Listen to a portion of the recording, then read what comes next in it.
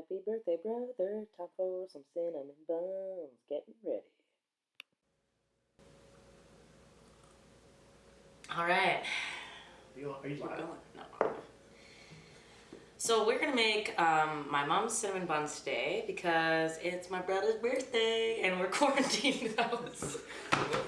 So we're gonna start with basically a basic bread recipe. So all you need, I'm using a mixture of whole wheat and white flour, a butter and oil, some slightly above room temperature water, a sugar or a honey or a maple syrup. I'm using honey, salt, instant yeast, and an egg. So it's basically made the same way as you make a bread dough. So we're gonna mix all the ingredients in a bowl together and let it rise for about an hour, and then we will go through the cinnamon bunning process where we do the layer of brown sugar and cinnamon after. So we will do that.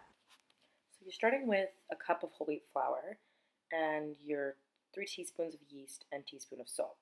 Then you start to add all the liquids. So I start with the warm cup of warm water, butter, and honey, as well as an egg. So that's going to create your liquid bread base. Mix that thoroughly so they're all combined.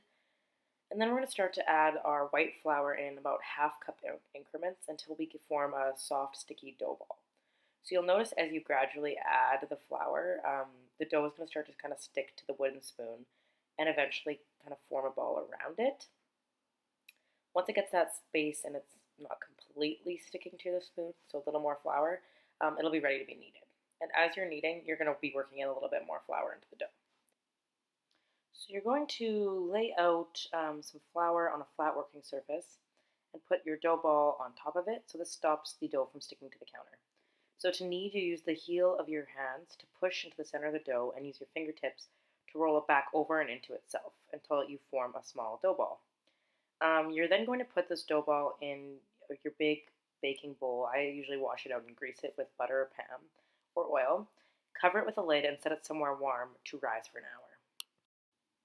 So after our dough has risen and about doubled in bulk, usually takes about an hour, we lay it out on a floured surface again and roll out with whatever type of rolling pin or empty wine bottle you might have.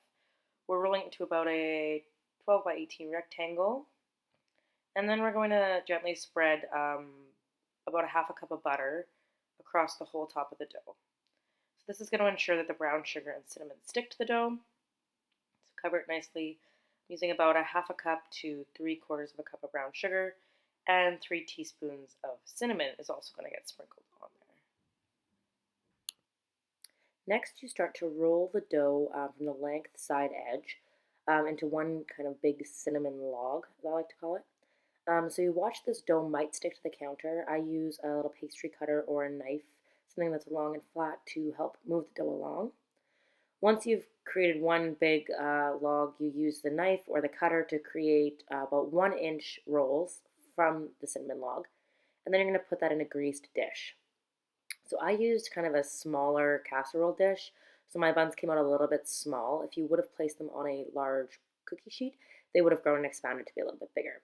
So it kind of depends what you want. From there, you cover this dish with a dish towel and let it rise for another hour. Once those buns have grown a little bit more, you put them in the oven at 350 degrees Fahrenheit and cook for 25 minutes. To make the caramel sauce, it takes about 5 minutes, and you put a cup of packed brown sugar, half a cup of butter, and a quarter cup of milk in a small saucepan. Bring it to a boil for 5 minutes, take it off the heat, and add a teaspoon of vanilla. There you have it. Delicious cinnamon buns.